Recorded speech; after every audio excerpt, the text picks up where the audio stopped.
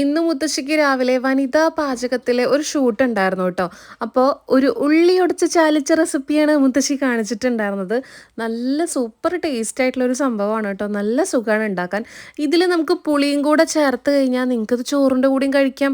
നിങ്ങളിത് ഉണ്ടാക്കി നോക്കിയിട്ടുണ്ടെങ്കിൽ എന്തായാലും അഭിപ്രായം പറയണം. ഉണ്ടാക്കി നോക്കിയിട്ടില്ലെങ്കിൽ എന്തായാലും ഉണ്ടാക്കി നോക്കണം കേട്ടോ. ആദ്യം ഉള്ളി കുനുകുനാന്നരിയാ, അതിലേക്ക് ഇത്തിരി പപ്പടവും അതുപോലെ തന്നെ മുളക്, നമ്മൾ അങ്ങാടി മുളകില്ലേ, വറുത്ത മുളക്, അതും കൂടെ നന്നായിട്ട് ഇങ്ങനെ പൊടിച്ച് ചേർക്കുക.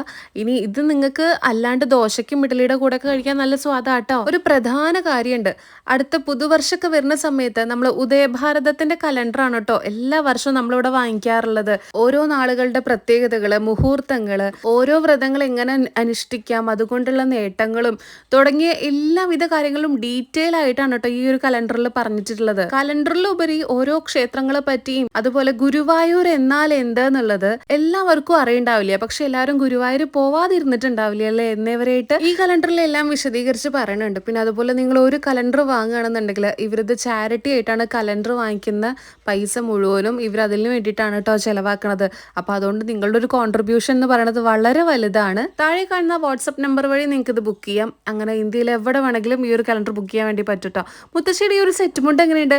നല്ല ഭംഗിയില്ലേ കാണാൻ വേണ്ടിയിട്ട്? ഇത് നമ്മൾ സരിതോപ്പോള് മുത്തശ്ശിക്ക് പിറന്നാളിന്റെ ദിവസം ഗിഫ്റ്റ് ചെയ്തതായിരുന്നു കേട്ടോ.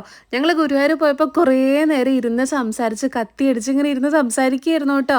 അത് കഴിഞ്ഞിട്ട് ലാസ്റ്റ് മുത്തശ്ശിക്ക് സർപ്രൈസ് ആയിട്ട് മുത്തശ്ശിക്ക് പിറന്നാളിന് ഇതാട്ടോ ഗിഫ്റ്റ് എന്ന് പറഞ്ഞിട്ട് നല്ല ഭംഗിയുള്ളൊരു സെറ്റും ഉണ്ടായിരുന്നു കേട്ടോ, പിങ്ക് കളറിലുള്ളത്. സരിതോപ്പോളെ കുറേ പേർക്കൊക്കെ അറിയുണ്ടാവുമായിരിക്കുമല്ലോ അല്ലേ? ഞങ്ങളുടെ വീട്ടിലൊരു അംഗത്തെ പോലെയാണ് കേട്ടോ. മുത്തശ്ശി ഇന്നൊക്കെ കാണുന്ന പോലെയാണ് കേട്ടോ അപ്പോളെയും കാണുന്നത്. ഞങ്ങൾ അന്ന് അവിടെ കുറേ നേരം ഇരുന്ന് സംസാരിച്ച് കഴിഞ്ഞ ദിവസം വാങ്ങിയിട്ടുണ്ടായിരുന്ന ഒരു സാരിയാണ് കേട്ടോ. നല്ലൊരു പിങ്ക് കളറും അതുപോലെ തന്നെ ബോർഡർ നല്ലൊരു ഭംഗിയുള്ള ഒരു പാരറ്റ് ഗ്രീൻ ആണ് കേട്ടോ. എന്തൊരു രസം അത് കാണാനറിയോ?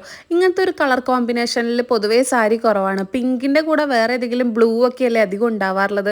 ഈ ഒരു പാരറ്റ് ഗ്രീൻ നല്ല രസമുണ്ട് കാണാൻ. ഇതന്നെയാണ് ഇതിൻ്റെ മുന്താണിയിലും വരുന്നുണ്ട്. പിന്നെ അതുപോലെ തന്നെ ബ്ലൗസ് പീസും ഈ ഒരു ഗ്രീനാണ്. എന്തായാലും എവിടെയും കാണാത്തൊരു യൂണീക്ക് സാരിയൊക്കെ ഉടുക്കാനൊക്കെ ആഗ്രഹിക്കുന്നവർ, അതും നല്ല തഴു ഉടുത്താൽ ഉടുത്ത പോലെ നിൽക്കും കേട്ടോ. നല്ലൊരു സിൽക്ക് സാരിയാണ്. അമ്മയ്ക്ക് നന്നായിട്ട് ഇഷ്ടപ്പെട്ടിട്ടുണ്ടായിരുന്നു. നമ്മളിത് എവിടെയും കാണാത്ത കോമ്പിനേഷൻ ആകുമ്പോൾ പെട്ടെന്ന് എല്ലാവരും ശ്രദ്ധിക്കും.